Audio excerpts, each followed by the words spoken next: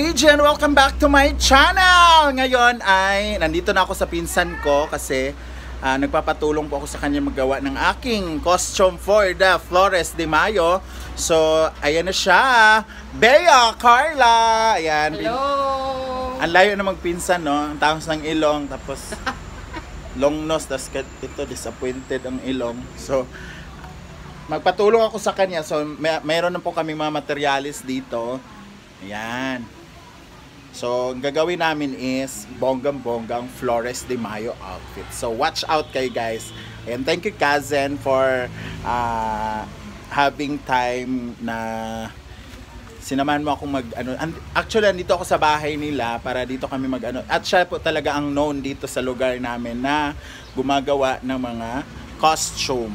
So, let's go! Gawa na tayo! So, eto na nga guys. Ayan. Kailangan ako ng backdrop. So, ito yung gagamitin ko na pakpak. So, mamaya didikitan natin to ng mga bulaklak at saka dahon. Tapos, napatahi ko na rin yung gagamitin ko mga like nito, belt. Ito yung belt ng gown. Tapos, ito yung pasabo guys. Antayin nyo kung matapos to. Ang ganda nito. Dito to sa dibdib. So, bonggang-bongga yan mamaya. And ito na rin po ang aking kapa. Ayan. Ito yung kapa ko. Natahi na. So, floral din siya. Floral. Actually, ano lang yan. Yung tela niya is pang ang tawag nito? Pang ano siya? Pang cortina. Oo. Kasi mas mura yun, di ba? Tapos, ito na yung nabili natin mga dahon, tsaka bulaklak, tsaka may darating pa mamaya. Ayan, mga dahon. Mga dahon. Ito, mga dahon din sa grapes to na dahon. Diba? Ayan, dahon sa grapes. Ayan, mga flowers. Ayan, flowers. Ayan pa. Ayan. So, mamaya, ikakabit na natin siya isa-isa. Saan man siya. And meron din tayong headdress na gagamitin. Kaso lang, ina-assemble pa yung pagkakabitan. Sa ngayon, muna ako ng corona. Yan. Corona. Kasi, dito kasi sa pinsan ko, gumagawa talaga siya ng mga fantasy attire. And dito ako nagpatulong. So, mamaya magagawa na kami. May nasikaso pa lang siya. So see ya. So start na tayo magawa. So ito kasi is ilalagay sa dress ko. So tanggalin natin siya. So tingnan natin guys.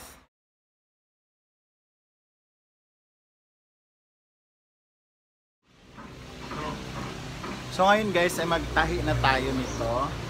Aking cape. So itahi natin sa aking belt para hindi siya matanggal.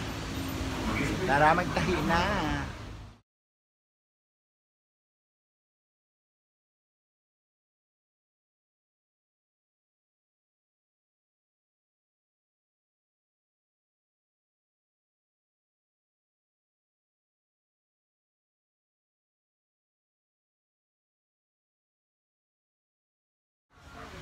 So, ayan na yung pinsan ko guys. Gagawin na niya yung pakpak ko. Ayan, umpisahan niya muna sa dahon, tapos mamaya tulungan ko lang siyang maglagay ng tawag nito, bulaklak. Ayan. Baka lumabas yung itlog mo dyan bakla. Chorizo di Cebu. Yung chorizo di papaitan.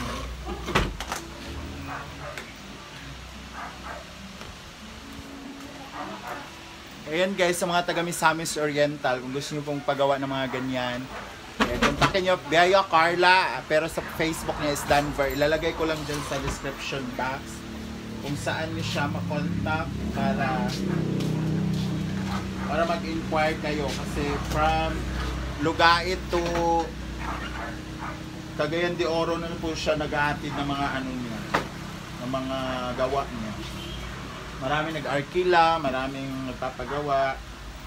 Pero kung ako talaga magpagawa kaysa mag-arkila, kasi pag gawa talaga, at least magamit mo pa next time.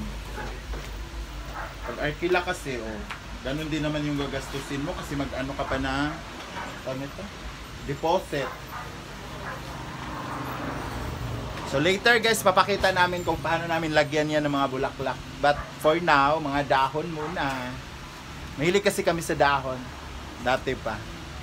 May lahi kasi kaming ano, kambing yan. So see you later guys. So ayan guys, on the rescue na si Damgo. Ayan, humabol siya, pinahabol ko siya kasi para mabilis siyang matapos. And ayan, gagawin na yung linis. So laban tayo ngayon.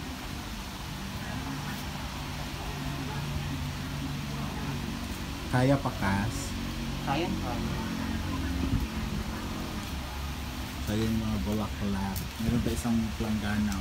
Actually guys, yung bulaklak na binili namin is kunti lang kasi maraming bulaklak yung pinsan ko.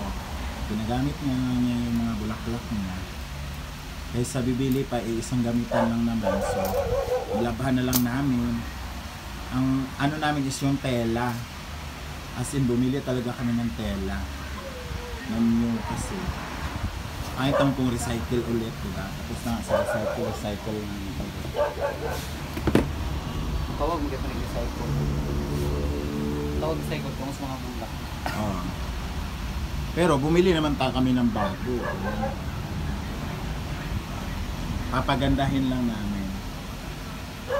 So see you later. So ayan na.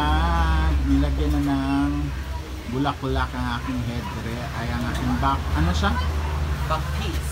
Back piece. Ay na, pag motor-motor! Wala na ito, Bill! Gamit na ni Angkol! Marami pang bulaklak dito. Kasi Damgo nagtahi na. Wakal pa na paraon niya!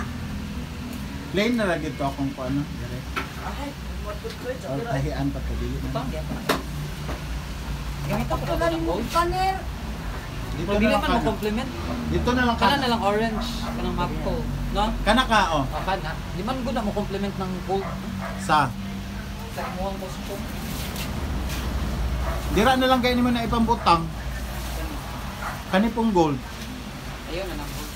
Di man mo compliment. Kanira isa orange. Oh, wala lang. Nga pa oh. Kana ubang kuan no dahon aman ulit. Ano na?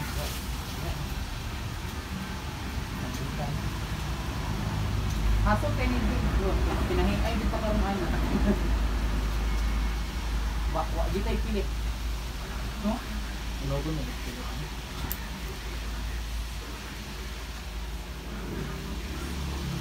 Sa puto. Lovely nagkikishop ka na raw. No? Tungod sa dagko kay nga bulak ba murag.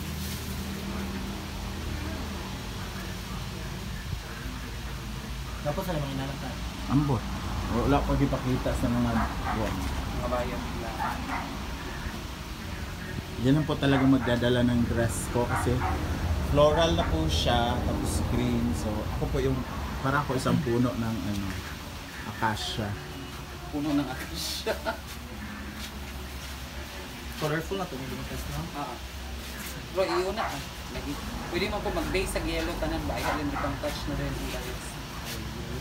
Yung ibulag-bulag sa ng mga yellow. Tatak-tatak. Magkibali base at siya. Kinaghan mo kayo siya. Diba?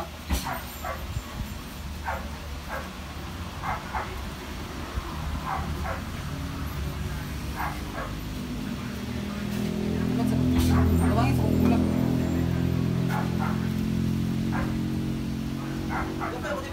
So ayan na guys ang aking back piece para sa aking Flores de Mayo and si Damgo naman ay naglalagay ng mga bulaklak dito sa aking palda na gagamitin.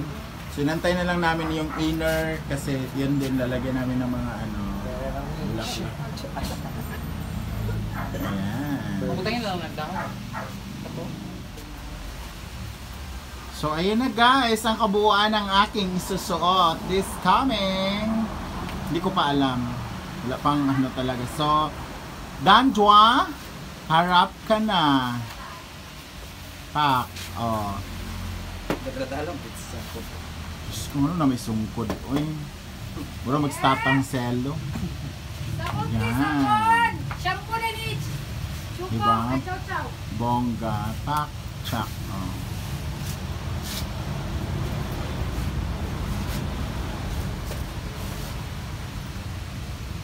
Dapat na crown. Namang na crown gyud. Ito sa oh. Bako man to na. Asa tong crown day? Uga na to day. Uy. Ayan. Nalang dito perfect.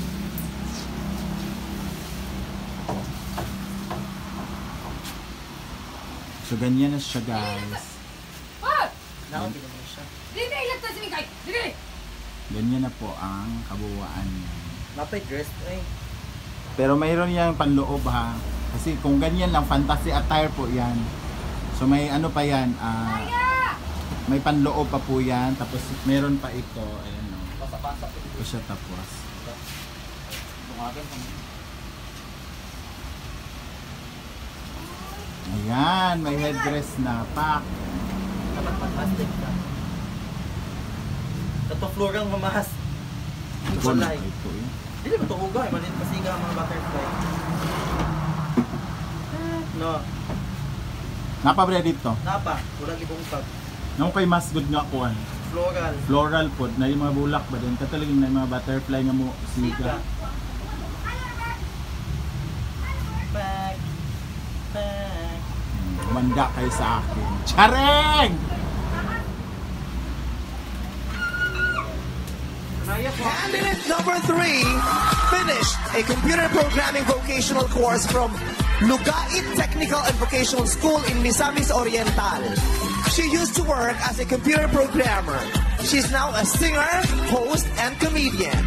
Ladies and gentlemen, candidate number 3.